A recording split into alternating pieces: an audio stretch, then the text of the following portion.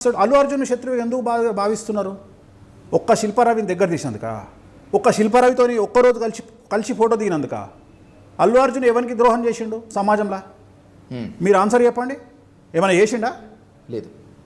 నాకు తెలిసైతే అల్లు అర్జున్ ఏం చేయలే. పోనీ ఇప్పటి వరకు ఒక వ్యక్తిని గురించి పరుషంగా తిట్టలే, ఎవరిని తిట్టలే. ఆయన చేసింది ఒకే ఒక తప్పు, తాను నమ్మిన తన స్నేహితుడు శిల్పారావి దగ్గరికి పోయి సంఘీభావం ప్రకటించి వచ్చినందుకు ఇవాళ ఆయనను బండబెట్టి తొక్కాలి అనే కాన్సెప్ట్లో ఒక 20-30 కోట్లు ఖర్చు పెట్టి మరీ నెగిటివ్ పబ్లిసిటీ చేశారు పుష్పకు వ్యతిరేకంగా. అంతే. వేణుస్వామి కూడా అంతే. వేణుస్వామి అల్లు అర్జున్ కంటే తోపా కాదా? నథింగ్. అల్లు అర్జున్ ఎక్కడ, నేను ఎక్కడ?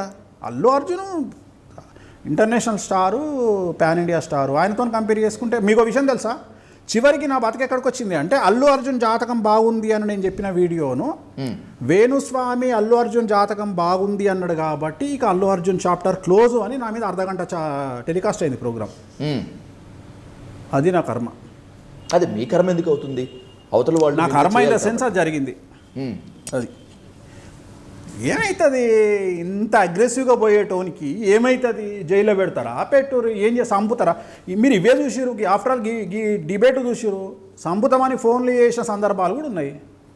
ఏమవుతుంది చంపితే? రేపటికి 2 ఏమైతే అంతకంటే ఏం కాదు కదా. ఒకటే రిగ్రెట్ ఉండొద్దు, ఏంటంటే ఎంజాయ్ చేయలేదా? ఫుల్ ఎంజాయ్ చేసినాం.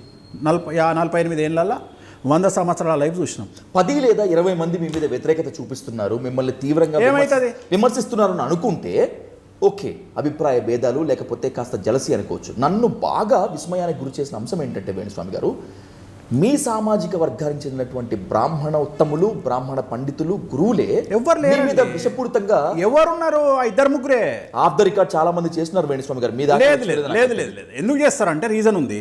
యాచక శత్రు అని ఉంటుంది. బిచ్చపోనికి బిచ్చపోడు శత్రువు అట. సో నా సామాజిక వర్గంలో జ్యోతిష్కులు నాకు ఎగనెస్ట్.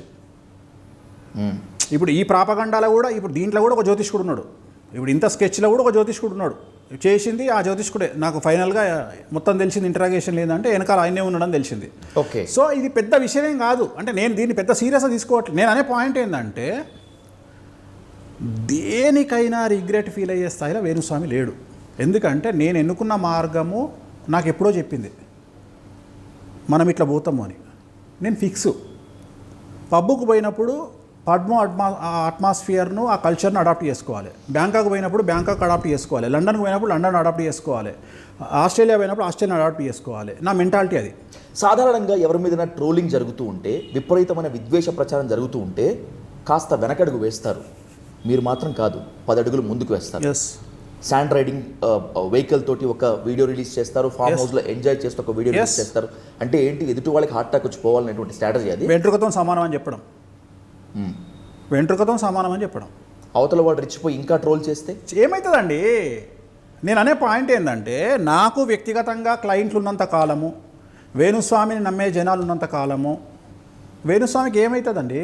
ఇప్పుడు నా ఆఫీస్కి మీరు వచ్చారు కదా, ఎక్కడన్నా మీకు వేణుస్వామి అనే నేమ్ ప్లేట్ చూసిరా? ఎక్కడా లేదు. ఎక్కడ మీరు నా ఆఫీస్ అంతా ఎత్తుకోండి, నా విజిటింగ్ కార్డు కూడా ఉండదు.